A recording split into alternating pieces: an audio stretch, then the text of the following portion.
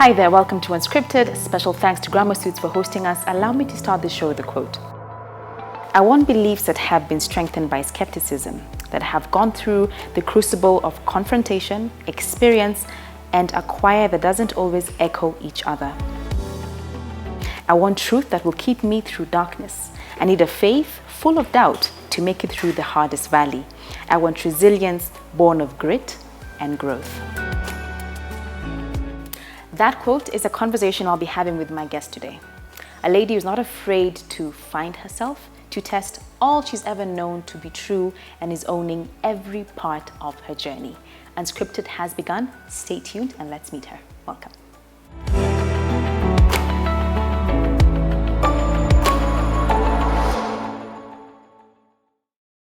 And welcome to Unscripted. I'm excited about this particular show because I haven't seen this lady in too long. It's been too long. Too long. I just see you doing big things abroad. Well done. Thanks. And congratulations. Thank you. When I last saw you, we called you Nema. You did call me Nema Talel. Why the change? It was 2015. Yeah. I was a worship pastor at Mavuno Church, a place I love very, very dearly. Yeah. Still do. Till today? Yes, Okay. till today. I have this Dutch career, so I was always here and I was back and forth between the two. And my Dutch manager, who's also a good friend of mine, called me and told me about her sister who was planning to take her life. And they had found all this, emails and stuff and her plans and, Yeah. And so she called me to lament. And I am a person who's struggled with mental health issues. Yes. And I've had suicidal tendencies, and so it broke my heart immediately. So I prayed and I fasted. I made my family pray and fast. I made my workmates pray and fast. And she's a girl who grew up in an atheist family. She was lesbian as well. And according to what I had learned or what I knew about faith, and my faith was very black and white. Got it. Previously, Yes. was This is right, this is wrong. This is right, this is wrong. She was prime candidate for eternal damnation. Yeah. But because she grew up in an atheist family, I remember having the conversation with God at the time, saying, it's going to have to be you to reach out, because she doesn't know how to call your name. She's never been a Christian. She has no idea. No idea to start. It's got to be you. It has to be you to reach out. So what did you do? I didn't do anything. I was here and she was there. So I prayed and prayed and prayed and prayed and prayed. And then I was leaving. Her death date was the 8th of October. I was leaving the 4th of October here to go on tour. I got there, had dinner with the family the day before. Long story short, she went ahead with it the next morning. And I remember my initial reaction was complete. I was very confused. Because I knew the world was shaped in a particular way. I knew God was shaped in a particular way. God acted in a particular way. And you were praying about it. And I was praying about it. And I was convinced. I was convinced there's no way you're going to because then she's going to... Exactly. And so when she died, something cracked in the foundations of my faith. And of how I believed. And of how I perceived and accepted what is truth and what is not truth. And so that crack, I pursued the crack. I kept asking the questions. I kept seeking. The entire time I'm praying desperately. I'm terrified. I'm a girl who was born into a Christian family. I'm one of those. My dad is a reverend. My grandfather is a reverend. Ministries in the family. Ministries like in the blood for all of us. My brother-in-law is a reverend. My brother was trained as a pastor. Like it's all over my life, and so I've never known anything outside of it. And that you've never had to question anything. I did. You cannot question. But then, because there really isn't room in the shape of religion in Kenya today, in most spaces, there really isn't room for questioning. And questioning is kind of like blasphemous or scandalous, which I think is such a terrible representation of the faith, because I feel like all the Jews did was discuss all the time about everything. It was all discourse and going back and forth. But we don't do that here. Having come through that entire experience, because I could talk about it forever, it's my favorite thing to talk about, about, and the conversation and evolving faith. But coming out of that entire experience, and when I started to heal and started to forgive myself or release myself from guilt, because I kept feeling like I did something wrong and I'm the bad person. And when I started to be okay with my questions and with my journey, and to understand that God is bigger than 6,000 years, God is unfathomable. I went to science and I started obsessively, reading about the cosmos and just the size of everything we know about our planet, and I just realized, how small you oh are. my gosh, what a small God I was engaging with before. And this new discovery, this new faith, at the beginning of it, I felt completely different. I felt like a different person. I would look at myself in the mirror and I would see Nema and I'd feel odd. I'd see the hair, the gait, the aura, the name. You didn't I didn't recognize it. It felt like I was wearing something old. And I'm a Masai, so we have names. I have 3 of my own names. So Silayio is my name. It's in my birth certificate. Yeah, I see. I'm Neman Talel Silayio, and then Kelelu is my dad, and Kiriswa is my grandfather. Oh wow, those are many names. Those are many names. Those are many names, but they're all mine. So all I did was just pick up Silayio. I see. And give Neman Talel rest. And people ask me, do you hate it when people call you Nema? I don't hate it. I don't hate the name. I don't hate my history. I don't hate my past. I feel like I was authentically pursuing what I believed to be true at the time. And I was honest with it. And I'm proud of that. I'm also proud of this place I'm in now. You just said goodbye to an old self. I just said goodbye to an old self. You're reintroducing yourself. Yes, I'm reintroducing myself. And the name has more to do with me than with my audiences or with my... It's just you. It's more how I feel. I felt like the color of my soul changed, and I really wanted that reflected. So as you were seeking and asking questions, I think as we always do, but sometimes maybe we're too afraid to vocalize it or share it with others, and it's a very personal journey as it should. How deep did that journey go? What does Silayio believe now? It is tough to be on the journey at home because we are a Christian community. Yes. And I come from a very Christian family. And so to journey honestly outside of the institution is very hard. So what do you mean? If you could be black and white, what do you mean? Did you walk away from Christianity? Or I did. I definitely walked away from Christianity. Especially just after it happened, the first maybe week I was like, because I remember the questions that led to me dropping it. I thought there are a couple of options here. Either Christians are completely wrong about who God is, or my version of Christianity is completely wrong. It definitely is, because I was sure that this girl wouldn't die and this would work. It didn't work. So something about how I believe is not true. Need to revisit. Or the Christians have part of the truth, don't have the whole truth, or the whole thing is poppycock, and religion is actually opium for the masses, and we have created this thing in pursuit of understanding our origins. Got it. So I had all of these, but then because the knee-jerk reaction to the pain especially was to drop the whole thing. I see. So by that, I was an atheist for 3 days. It didn't last long. You had to believe in something. It didn't last long because I felt like that same certainty of saying there is nothing. It's even harder. The same. Yeah, I'm like, it requires the same commitment. I don't have enough information to say that there is nothing out there. And so I'm in a very big fat I don't know much space. Okay. I have few truths. One is I definitely believe in God. Okay. I definitely believe in source, in where we came from, but in where we all came from. Yes. I love people. I feel like that's the thing that's worthwhile in the journey of life. But those are the two things. That's it. Love. Those are my big life truths right now that I'm leaning on. Having grown up in a very Christian setting and not having the space, opportunity to find God for yourself, do you feel like this is that journey? Because I think we only get so close to Him until it's personal. I feel like I've done it in stages. I see. Because I did grow up in a Christian family. I even went to a Christian university, the full thing. And then started my career and had a huge ass fall immediately in my career. I was 20 at the time, 21. Yeah. That's the time I think the faith of my parents was questioned. And I feel like the faith I've had since then, since I was 21, has mostly been my own. I see.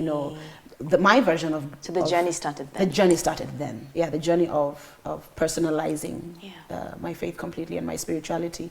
It started when I was about 20 or 21 because I had to confront my own weakness, you know. I was certain that I was this perfect angel, mission, purpose, prophet of God. I know. and then life happened. And then life happened and I fell flat on my face, which was very good because I needed to learn compassion. That's what that was for me. I mean, when I remember being in college, and my college friends tell me that I used to be arrogant, you know, because I remember being in college, look at people messing up, and I'm like, come on, guys. Get yourself together. What's the problem? What's the problem? Yeah, it took me 2 years. I'm like, the problem is let's be humble. Human, let's be humble. Because it can happen to me as well. Before we go on a break, how did you handle all of that? And how did the church take you and your family? Was there a church hurt? Were they there for you in those moments? That was a tough time. It was a tough time, especially for my family. I'm the firstborn, very close-knit family.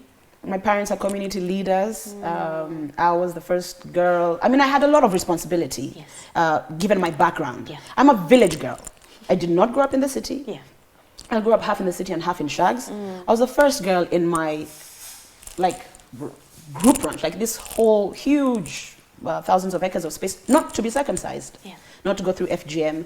And so I sort of had this role to play in my community. People are looking up to me. People are looking up to me. That's what hurt, you know, because here, church was very kind to me.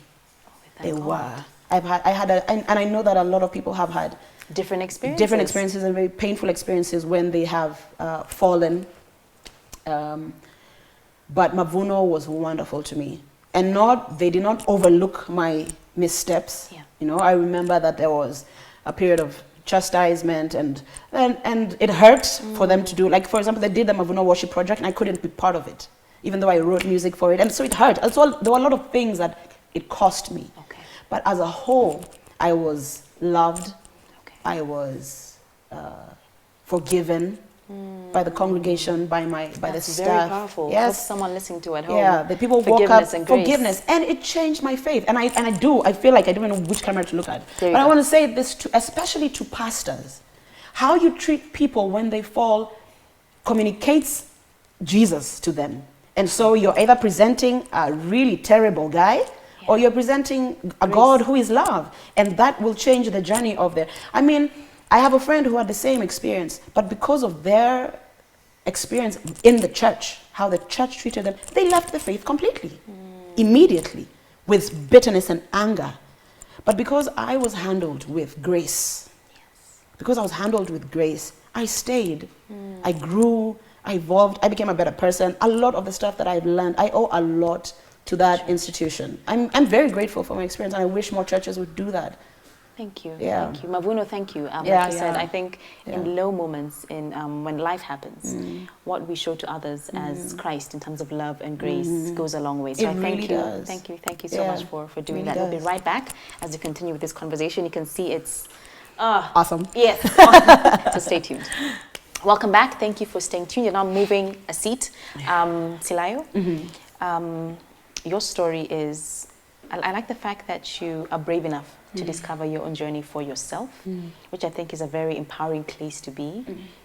And like you said, even though the last couple of years have been hard and filled with lessons, you've had your highs and you've had great moments. And like I said earlier, one of the great moments, we were all here cheering you on back home as you were representing Kenya on the Voice stage in Netherlands. How did that happen? I was out there for another tour. Okay. With another artist. I was there for about 4 months. And then, and this is the part I can only tell on Kenyan TV. I can never have this conversation on Dutch TV.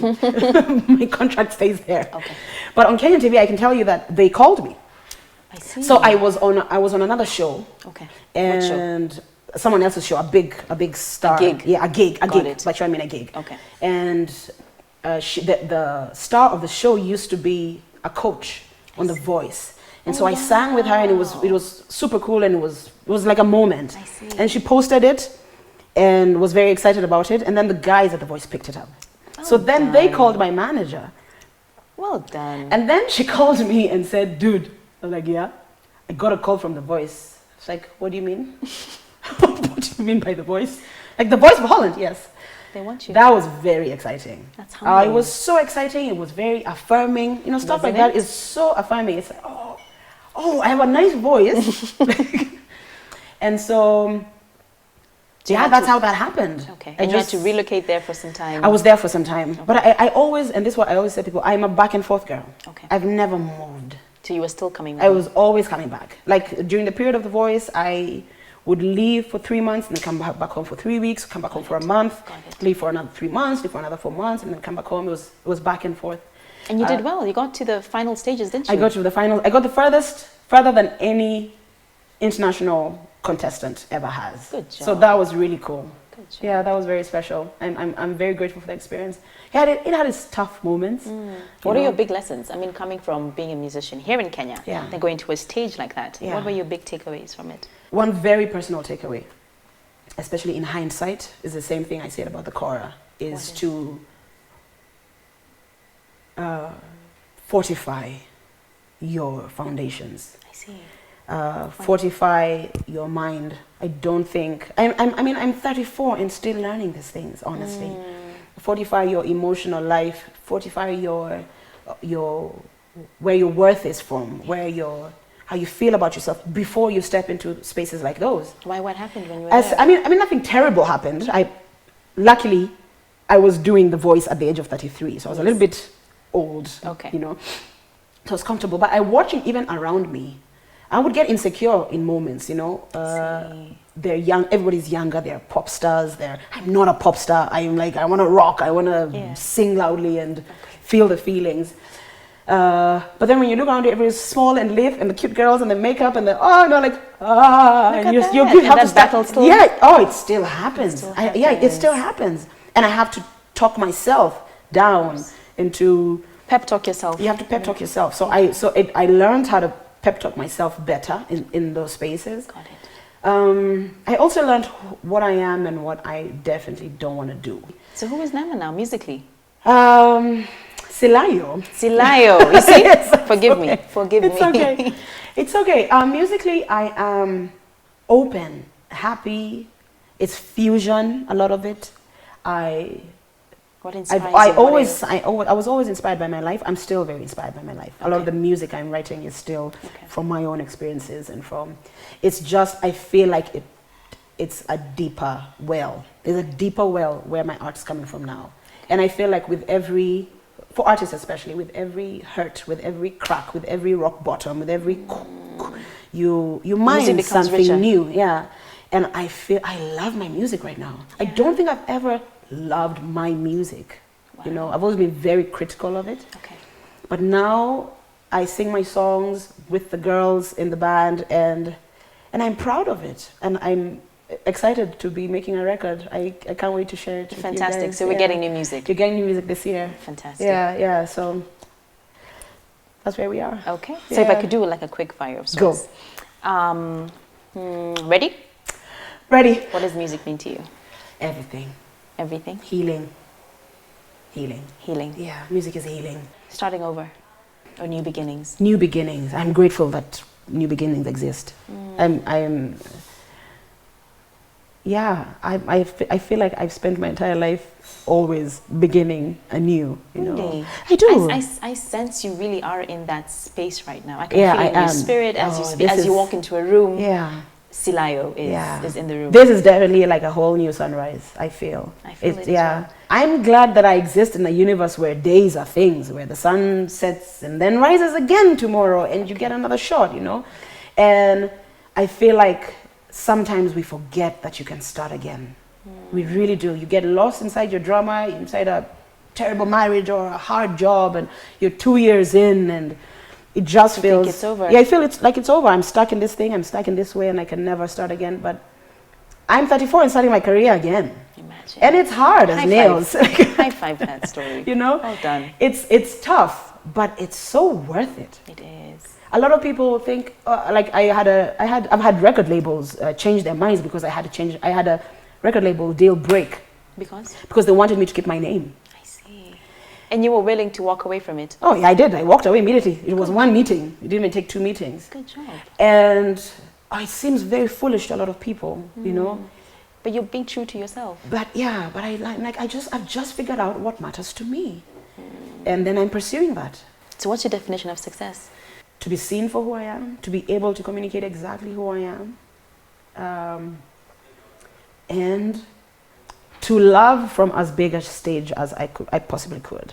I don't have an end like, I would say Grammy, and they're like, that's the definition of sex, but it really isn't. Okay. I want to spend, I feel like I have the potential to live a successful, I've been living a successful life if I define it. Yes. The way I define success, which is to love as many people from as many stages as possible, as consistently as possible. That's the stuff that makes me happy, you know. I love it. I love being a worship leader. I miss that stuff, you know. I love being on stage and loving on people. Beautiful. Yeah, and so I hope I get to do that every day for the rest of my life. And that's the definition of success for me, you know. Fantastic. Yeah. So I want to hear you sing. I really do. But before I ask you to sing as you rap, yes, if there is one lesson or one thing you could tell your younger self, what would that be?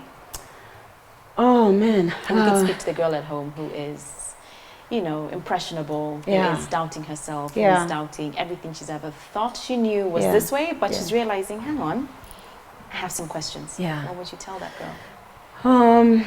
I would say, first of all, don't be afraid of change. Don't be afraid of evolving.